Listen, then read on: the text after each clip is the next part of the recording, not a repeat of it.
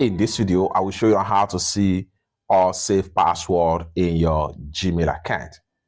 Open up your Gmail app.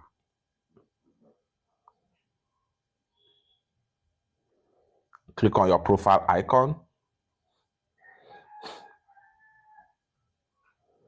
Click on manage your Google account. Then scroll down right here. Click on sign in and security. Then scroll down right here. Continue to scroll down until you get to password manager. Click on password manager. Then here you go. You have access to all password saved into your Google or your Gmail account right here. The more you scroll down, the more you see all saved password right here. It's that simple.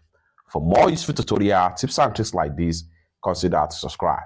Thank you so much for watching, and I hope to see you in my next video. Bye for now.